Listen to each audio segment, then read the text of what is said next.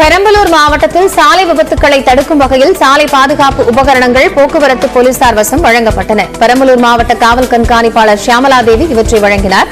இரும்பு தடுப்புகள், ஒளிரும் பட்டைகள் உள்ளிட்டவை இதில் இடம்பெற்றன. மொத்தம் 184 சாலை பாதுகாப்பு உபகரணங்கள் வழங்கப்பட்டன.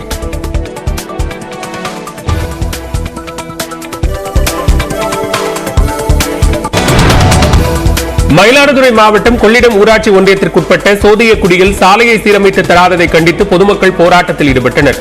கடந்த 6 மாதங்களாக கிராம மக்கள் போராட்டங்களில் ஈடுபட்டதன் விளைவாக 7 லட்சம் ரூபாய் மதிப்பில் சாலையை சீரமைக்கும் பணி தொடங்கியது. ஆனால் இப்பணி கால தாமதமாக நடைபெற்று வருவதாகவும் பொதுமக்கள் மிகவும் சிரமப்படுவதாகவும் கூறி போராட்டத்தில் ஈடுபட்டனர்.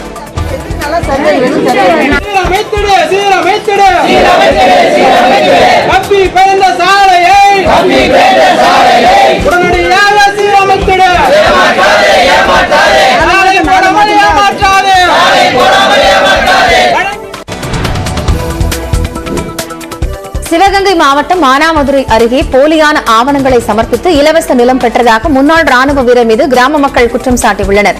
கடந்த 25 ஆண்டுகளுக்கு முன்பு புளிச்சிக்குளம் கிராமத்தில் உள்ள புறம்போக்கு நிலத்தை முன்னாள் ராணுவ வீரர் ஒருவர் போலியான ஆவணம் கொடுத்து இலவசமாக பெற்றதாக தெரிகிறது. நிலத்தை பெற்றவர் வெளிமாநிலத்தில் வசிப்பதாகவும் தற்போது அதை விற்பனை செய்ய முயல்வதாகவும் கூறி கிராம மக்கள் மானாமதுரை தாலுகா அலுவலகத்தில் புகார் அளித்துள்ளனர்.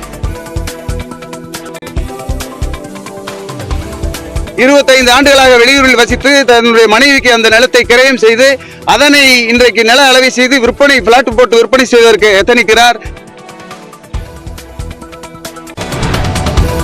புதுச்சேரி மண்ணாடிப்பட்டு அருகேயுள்ள வாதானூர் கிராமத்தில் வேளாண் விஞ்ஞானி சந்திரசேகர் வீட்டின் பூட்டை உடைத்து பணம் மற்றும் பொருட்களை மர்ம நபர்கள் திருடிச் சென்றனர். வீட்டில் ஆளில்லாத நேரம் பார்த்து உள்ளே புகுந்த மர்ம நபர்கள் வீட்டில் இருந்த வெள்ளிப் பொருட்கள், பணம், காய்கறிகள் உள்ளிட்டவற்றை திருடிச் சென்றனர். மோப்ப நாய் மற்றும் தடய நிபுணர்கள் வரவழைக்கப்பட்டு தடயங்கள் சேகரிக்கப்பட்ட நிலையில் காவல்துறை விசாரணை நடைபெற்று வருகிறது. கன்னியாகுமரி மாவட்டம் குலசேகரம் பகுதியில் சாலை ஓரம் நிறுத்தப்பட்டிருந்த காரை லேசாக உரசியதால் லாரியின் ஓட்டுநரை நபர்கள் தாக்கி கீழே இழுத்து போடும் சிசிடிவி காட்சி வெளியாகியுள்ளது. குலசேகரம் சந்தை பகுதியில் நகைக்கடை வாசலில் நிறுத்தப்பட்டிருந்த கார் மீது அவ்வழியாக வந்த லாரி ஒன்று லேசாக உரசியது. இதை பார்த்த நகைக்கடை உரிமையாளர்கள் வேறு லாரியில் ஏறி நபர்கள் தப்பிக்க முயன்ற லாரியின் ஓட்டுநரை கீழே தள்ளிவிட்டனர். இதில் மயக்கமடைந்த லாரியின் ஓட்டுநர் மருத்துவமனையில் அனுமதிக்கப்பட்டுள்ளார். சிசிடிவி காட்சிகளை வைத்து குலசேகரம் காவல்துறையினர் விசாரணை மேற்கொண்டு வருகின்றனர்.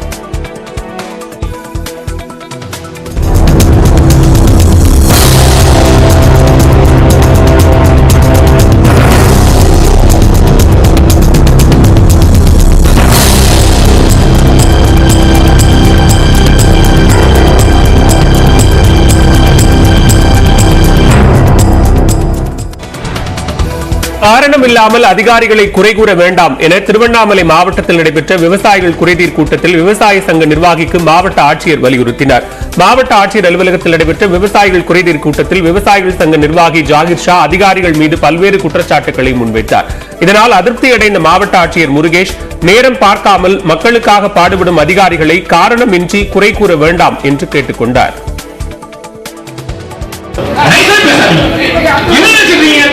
என்னோட அதிகாரிகள் எவ்வளவு கஷ்டப்படுறாங்க எனக்கு தெரியும். தீராம தோற நான் வந்து 3 மணிக்கு தான் சாப்பிட போறோம்.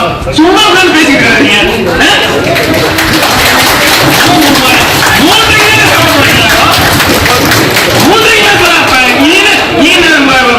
சாப்பிட்டு நல்லா பண்ணிருப்பீங்க. எங்க அங்க 3 4 மணிக்கு நான் யாரையும் விடுறதில்ல, குளிச்சுக்கிறேன்.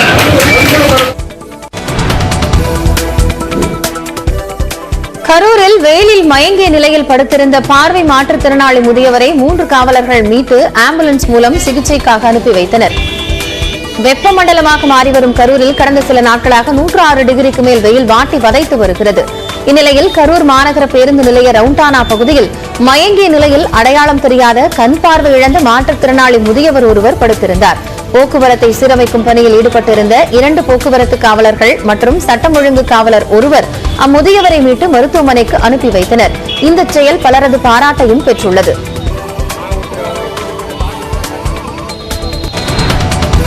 கன்னியாகுமரி மாவட்டம் நாகர்கோவில் மாநகர பகுதிகளில் 20 நாட்களுக்கு மேலாக குடிநீர் தட்டுப்பாடு ஏற்பட்டிருப்பதாக பொதுமக்கள் வேதனை தெரிவித்துள்ளனர்.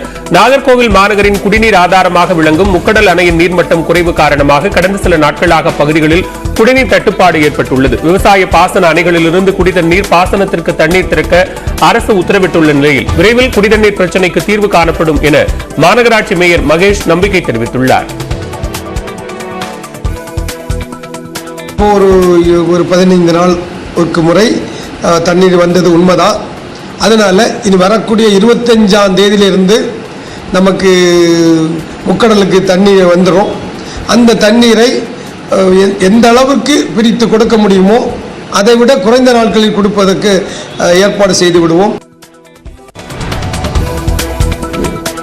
ஆசை வார்த்தை கூறி பெண்ணை பாலியல் வன்கொடுமை செய்து நகைப்பறிப்பில் ஈடுபட்ட நபருக்கு 10 ஆண்டுகள் சிறை தண்டனை விதித்து சிவகங்கை நீதிமன்றம் தீர்ப்பளித்துள்ளது.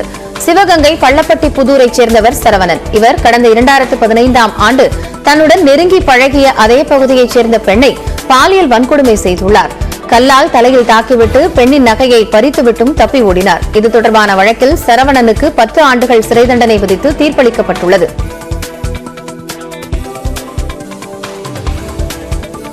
அதிமுக கொடியை பயன்படுத்துவதில் நாகரிகத்தை கடைபிடித்து தேர்தல் ஆணைய உத்தரவுப்படி ஓ பன்னீர்செல்வம் நடந்து கொள்ள வேண்டும் என்று எடப்பாடி பழனிசாமி தெரிவித்த நிலையில் அதிமுக கொடியை பயன்படுத்தக்கூடாது என்று எந்த நீதிமன்றமும் கூறவில்லை என்று ஓபிஎஸ் பதிலளித்துள்ளார்.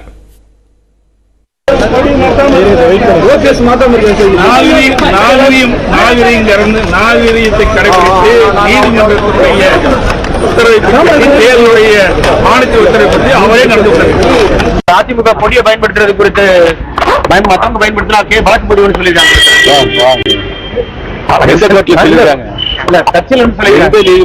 எந்த நீதிமன்றத்தில் சொல்லியிருக்கிறாங்க? நீதிமன்றத்தில் சொல்லல, கட்சி சார்பாக சொல்லியிருக்காங்க. புதுக்கோட்டை மாவட்டம் வேங்கை வயல் மேல்நிலை நீர்த்தேக்க தொட்டியில் கலக்கப்பட்ட மனித கழிவுகள் ஒரு பெண் மற்றும் 2 ஆண்களுடையது என்று பரிசோதனையின் மூலம் தெரியவந்துள்ளது. சோதனை முடிவுகளின் விவரங்கள் சொல்வதென பார்க்கலாம்.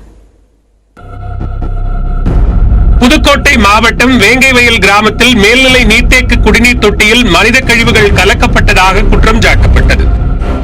குடிநீர் குழாயில் வந்த நீர் நீர்த்தேக்க தொட்டியிலிருந்து எடுக்கப்பட்ட நீர் என இரண்டையும் சிபிசிஐடி போலீசார் சேகரித்து தனித்தனியாக சோதனைக்கு அனுப்பினர். இந்த சோதனையின் முடிவில் பல்வேறு அதிர்ச்சி தகவல்கள் வெளியாகியுள்ளன.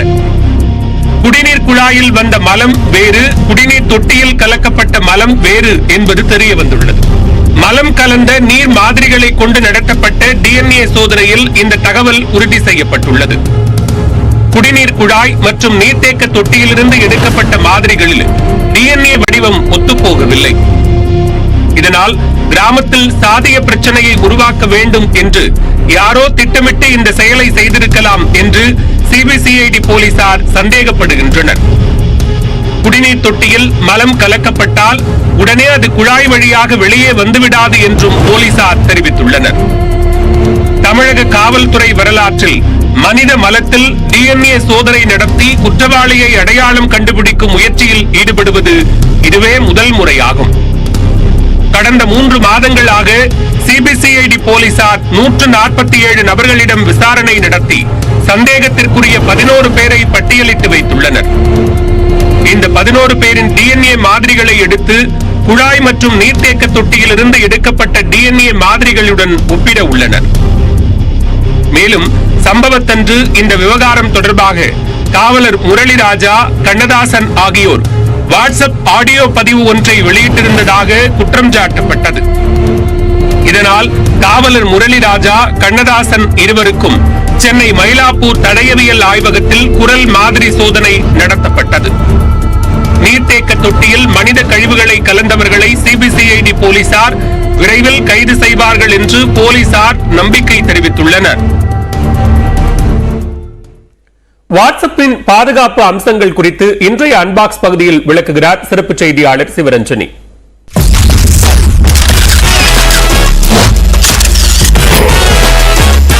வாட்ஸ்அப் பயனர்களோட பாதுகாப்பு சார்ந்து இப்போ சமீபத்துல 3 அப்டேட்ஸ் அறிவிச்சாங்க. அதுல முதலாவதான அக்கவுண்ட் ப்ரொடெக்ட் அப்படின்ற சேவை குறித்து நேற்றைய அன்பாக்ஸ்ல பார்த்தோம். இரண்டாவது ஆட்டோமேட்டிக் செக்யூரிட்டி கோட்ஸ், அதாவது உங்களோட செயல்பாடுகள் வாட்ஸ்அப்ல பாதுகாப்பான கனெக்ஷனுக்கு கீழே தான் இருக்குதா அப்படின்றத சரிபார்க்கிற ஒரு வசதி. இப்ப வரைக்கும் ஒவ்வொரு சாட்டோட டீடைல்ஸ்லயும் நீங்க போனீங்கன்னா அதுல என்கிரிப்ஷன் அப்படின்னு ஒரு ஆப்ஷன் இருக்கும். அதை கிளிக் பண்ணீங்கன்னாக்கா ஒரு QR கோடு இருக்கும். அதுக்கு கீழே 6 டிஜிட்ல நம்பரும் கொடுத்திருப்பாங்க. ரிசீவரோட போன்ல இருந்து இந்த கோடை நீங்க ஸ்கேன் பண்ணீங்க அப்படின்னா உங்க 2 பேரோட சாட், அதாவது செயல்பாடுகள் பாதுகாப்பா தான் இருக்கா அப்படின்றத தெரிஞ்சுக்கலாம். அதாவது உங்க 2 பேரை தவிர வேற யாருக்கும் அது தெரியாது. இப்ப புது அப்டேட்ல அந்த ரிசீவர் போன்ல இருந்து ஸ்கேன் பண்ணாமலேயே நாம இதை சரிபார்க்கிற வகையில QR கோடு கொடுத்திருக்காங்க. அதுதான் இந்த இரண்டாவது அப்டேட். மூன்றாவது அப்டேட் குறித்து நாளைய அன்பாக்ஸ்ல பார்க்கலாம்.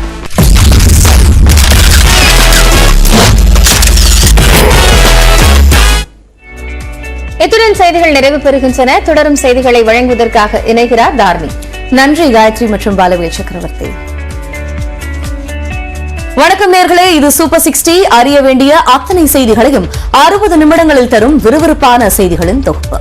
முதலாவதாக, தனியார் நிறுவனங்களில் 12 மணி நேரம் பணியாற்ற வகை செய்யும் மசோதா திமுக கூட்டணி கட்சிகளின் எதிர்ப்புக்கு மத்தியில் சட்டப்பேரவையில் நிறைவேற்றப்பட்டது. தனியார் நிறுவனங்களில் பணியாளர்களின் வேலை நேரத்தை 12 மணி நேரமாக உயர்த்தும் சட்டத்திருத்த மசோதா சட்டப்பேரவையில் கடும் எதிர்ப்புக்கிடையே நிறைவேற்றப்பட்டது. தனியார் நிறுவனங்களில் வேலை நேரத்தை 12 மணி நேரமாக உயர்த்தி தொழிலாளர் சட்ட விதிகளில் மத்திய அரசு மாற்றம் கொண்டு வந்தது.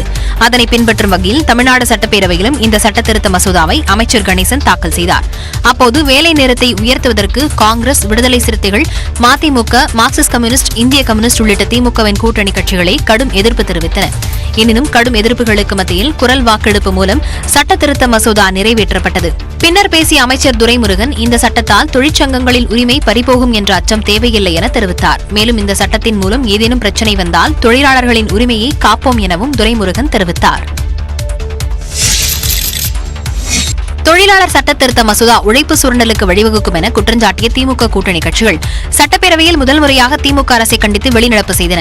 சட்டப்பேரவையிலிருந்து வெளிநடப்பு செய்த பின்னர் செய்தியாளர்களிடம் பேசிய மார்க்சிஸ்ட் கட்சி MLA நாகை மாலி, 12 மணி நேரம் வேலை என்பதை ஏற்றுக்கொள்ள முடியாது என்று கூறினார். இந்த சட்டம் என்பது இந்திய தொழிலாளி வர்க்கம் 8 மணி நேர வேலை என்கிற அந்த உரிமையை போராடி பெற்ற அந்த உரிமையை நீர்த்து போக செய்யக்கூடிய சட்டத்தை இன்றைக்கு தமிழ்நாடு அரசு கொண்டு வந்திருக்கிறது.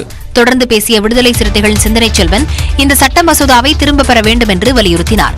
தொழிலாளர்கள் தாங்களாகவே விரும்பினால் மட்டுமே இந்த நேர நீட்டிப்பு தரப்படும் என்று சொல்கிறார்கள். நடைமுறையிலே தொழிலாளர்கள் விரும்புவதைப் போல ஒரு பாவனை உருவாக்கப்பட்டு தொழிலாளர்களின் மீதான உழைப்பு சுரண்டலுக்கு இந்த சட்டம் வழிவகுக்கும். மசோதாவை மறு ஆய்வுக்குட்படுத்த வேண்டும் என்று CPI MLA ராமச்சந்திரன் வலியுறுத்தினார். இந்த சட்ட திருத்தத்தை நிறைவேற்றக்கூடாது, ஆகவே ஸ்டாண்டிங் கமிட்டிக்கு அனுப்பப்பட வேண்டும் என்று நாங்கள் குரல் கொடுத்தும். காங்கிரஸ் சார்பாக பேசிய செல்வ பெருந்தகை, இந்த சட்ட மசோதாவால் தொழில் நிறுவனங்கள் மட்டுமே பயனடையும் என்றார். தொழிற்சாலைகளை பாதுகாப்பதோடு தொழிலாளர்களின் நலனையும் பாதுகாக்க வேண்டும் என்பதால் இந்த சட்டத்தை தேர்வுக்குழுவிற்கு அனுப்ப வேண்டும் என்று முன்னாள் முதலமைச்சர் O பன்னீர்செல்வம் வலியுறுத்தினார். தொழிற்சாலைகள் சட்ட திருத்த மசோதாவால் தொழிலாளர்களுக்கான பணி நேரம், வார விடுமுறை உள்ளிட்டவைகளில் எந்த பாதிப்பும் இருக்காது என்று அமைச்சர்கள் தங்கம் தென்னரசு, CV கணேசன் தெரிவித்தனர். இது தொடர்பாக பேசிய தொழிலாளர் நலத்துறை அமைச்சர் CV கணேசன், தற்போது நடைமுறையில் உள்ள 1948ஆம் ஆண்டு தொழிற்சாலைகள் சட்டம் தொடர்ந்து அமலில் இருக்கும் என்றார். தினசரி வேலை நேரம், ஊதியம், வாராந்திர விடுமுறை உள்ளிட்டவற்றில் எந்த மாற்றமும் இன்றி தற்போது நடைமுறையில் இருப்பது தொடர்ந்து நீடிக்கும் என்றார். வாராந்திர மற்றும் தினசரி வேலை நேரம், வரம்பு முறைகள், ஓய்வு, இடைவேளை, மிகை நேரம், ஓவர் டைம், பணிக்கான சம்பளம், வாராந்திர விடுமுறை குறித்த எந்த மாற்றமும் இன்றி தற்பொழுது நடைமுறை உள்ளது தொடர்ந்து நீடிக்கும். தொடர்ந்து பேசிய அமைச்சர் தங்கம் தென்னரசு, தமிழ்நாட்டில் தொழில் தொடங்க வரும் நிறுவனங்கள் சில சலுகைகளை அரசிடமிருந்து எதிர்பார்ப்பதாகவும் இதன் மூலம் வேலைவாய்ப்புகள் அதிகரிக்கும் என்றார். தமிழ்நாட்டுக்கு வரக்கூடிய நிறுவனங்கள் இங்கே நம்முடைய வேலை நேரங்களிலே குறிப்பிட்ட ஒரு பிளெக்சிபிலிட்டி, ஒரு நெகிழ்வுத்தன்மை இருக்க வேண்டும் என்று எதிர்பார்க்கிறது. இந்த நெகிழ்வுத்தன்மை மூலமாக புதிய வேலைவாய்ப்புகள் உருவாகுவது, குறிப்பாக பெண்களுக்கு வேலைவாய்ப்புகள் அதிகமாக உருவாக்குவது ஒரு வாய்ப்பு இருக்கு. குறிப்பிட்ட சில நிறுவனங்களுக்கு மட்டுமே இந்த விதிகள் பொருத்தமாக அமையக்கூடிய வாய்ப்பு இருக்கு. அங்கே வேலை பார்க்கக்கூடியவர்கள் அவர்களாக விரும்பினால், வாலண்டரியாக அவர்கள் விரும்பி இந்த ஆப்ஷனுக்கு வந்தால் இது ஒரு ஆப்ஷனாக அவர்கள் இதை எடுத்துக்கொள்ளலாம். தொழிலாளர்களை 12 மணி நேரம் வேலை செய்ய வேண்டும் என்று நிறுவனங்கள் கட்டாயப்படுத்தக்கூடாது என்றும் அமைச்சர் தங்கம் தென்னரசு கூறினார். திருப்பூரில் தொழிற்சங்கங்கள் போராட்டத்தில் ஈடுபட்டன. ஏஐடியூசி சார்பாக குமரன் நினைவகம் முன்பாக நடைபெற்ற ஆர்ப்பாட்டத்தில் 100க்கும் மேற்பட்டோர் பங்கேற்றனர். மக்களுக்கு எதிரானது திராவிட மாடல் என்று சொல்லி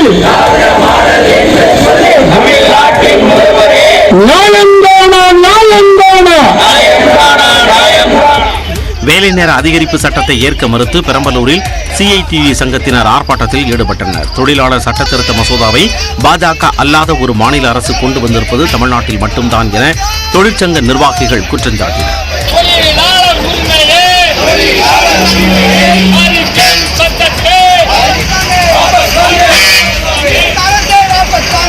திமுக அரசை கண்டித்து திண்டுக்கல்லில் ஏஐடியூசி மாவட்ட தலைவர் பாலன் தலைமையில் ஏராளமான ஊழியர்கள் போராட்டத்தில் ஈடுபட்டனர்.